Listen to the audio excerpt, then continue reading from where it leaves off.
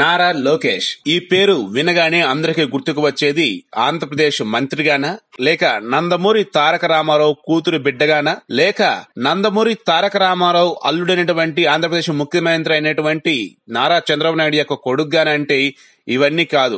లోకేష్ ఓ మంత్రిగానే అందరి చేత మన్ననలు పొందుతున్నాడు ఇప్పుడు అని ఆంధ్రప్రదేశ్ ప్రజానికమే కాదు యావత్ ప్రపంచ ప్రజానికం కూడా చెప్తూ ఉందని చాలా మంది చెబుతూ ఉన్నారు. ఇంతకీ ముఖ్యమంత్రి చంద్రబాబు నాయుడు కేబినెట్ లోని మంత్రులందరూ ఫెయిల్ అయ్యారా? ఒక్క లోకేష్ మాత్రం సూపర్ మ్యాన్ లా సక్సెస్ సాధించారా? అందరికంటే వెనుక మంత్రి పదవి చేపట్టి అందరూ ఆశ్చర్యపోయేలా సీనియర్లను కూడా లోకేష్ దాటిపోయారా? ఇప్పుడే ఏ మంత్రి అందుకోలేనంత ఉన్నత స్థానానికి లోకేష్ చేరుకున్నట్లా? ప్రస్తుతం ఏపీ మంత్రుల్లో ఇదే అంశంపై హాట్ గా చర్చ సాగుతూ ఉంది. ఇప్పటి వరకు రాష్ట్ర చరిత్రలో ప్రభుత్వం ప్రకటనలు ఇచ్చింది, కానీ ఒక మంత్రి ఏకంగా తన శాఖ విషయాలను తాను సాధించిన ప్రగతిని వివరిస్తూ టీవీల్లో ప్రకటనలు ఇవ్వటం చాలా అరుదైన విషయంగా అధికార వర్గాలు చెబుతూ ఉన్నాయి. ఎవరైనా మంత్రి శాఖలో కీలక ఘట్టం జరిగితే అందులోనూ సహజంగానే ముఖ్యమంత్రి ఫోటోతో పాటు మంత్రి ఫోటో కూడా ఉంటుంది. కానీ ఏకంగా నారా లోకేష్ పంచాయతీరాజ్ శాఖలో తాను ఇన్ని రోడ్లను అభివృద్ధి చేశాను, ఇన్ని రోడ్లను అద్భుతంగా తీర్చిదిద్దాను అంటూ టీవీల నిండా యాడ్లు ఇస్తున్నారు. మరి ఈ ప్రత్యేక యాడ్స్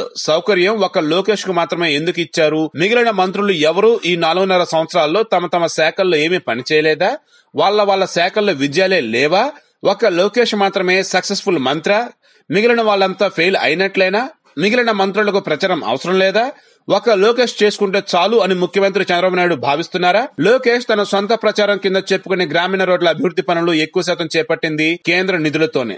కానీ అసలు కేంద్రం నిధులే ఇవ్వలేదని చెబుతూ ఇప్పుడు అదే నిధులతో చేపట్టిన రోడ్ల పనులను తన ఖాతాలో వేసుకుని ప్రత్యేక ప్రకటనలు ఇచ్చుకోవటమే ఒక వింత అని అటు బీజేపీ వాళ్ళు ఇటు వైసీపీ వాళ్ళు డైరెక్ట్ గా అంటూ ఉంటే, కాంగ్రెస్ వాళ్ళు మాత్రం లోపల సన్నిహితుల వద్ద మాత్రం ఈ రకంగా ప్రస్తావిస్తూ ఉన్నారట. ఇన్ని పార్టీల వాళ్ళు ఈ రకంగా ప్రస్తావించాల్సినటువంటి అవసరం ఏమొచ్చింది అంటే, ఇక్కడ చంద్రబాబు నాయుడు కేంద్ర రాజకీయాల్లో చక్రం తిప్పడానికి గనక అడుగులు ముందుకు వేస్తే ఖచ్చితంగా రానున్న రోజుల్లో ఆంధ్రప్రదేశ్ లో చక్రం తిప్పాలని చూసేది లోకేషే.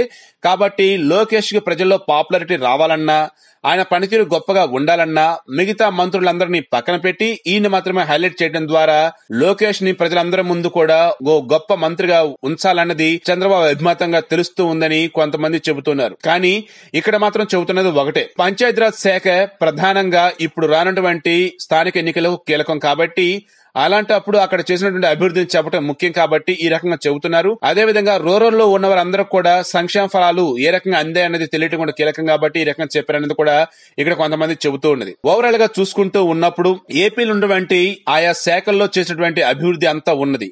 ఆ అభివృద్ధి అంతా కూడా చంద్రబాబు నాయుడు ప్రభుత్వం ఎప్పటికీ కూడా ప్రజలకు చెప్తూనే ఉన్నది. కాకపోతే ఇక్కడ లోకేష్ ఒకరు ఈ రకంగా ప్రకటనలు ఇవ్వటం అన్నది ఏంటి అన్నది ఒకంత బయటికి రాకపోయినా సరే లోపల మాత్రం లోకేష్ ని ప్రమోట్ చేయాలన్నదే ప్రధాన ఉద్దేశంగా కనిపిస్తూ ఉన్నదని కూడా ఒక రకంగా చెబుతూ ఉన్నా, కానీ కీలకంగా మారుతున్నదైతే ఒకటే, ఎవరైతే పప్పు అనేసి లోకేష్ ని ఎగతాళి చేశారో, ఎవరైతే లోకేష్ మీద లేనిపోయిన నిందలు వేశారో వారందరికీ సమాధానమే ఈ అభివృద్ధి సంక్షేమని లోకేష్ సన్నిహితులు అదేవిధంగా టీడీపీ అభిమానులు కుండ బద్దలు కొట్టినట్టుగా డైరెక్ట్ గానే చెబుతూ ఉన్నారు.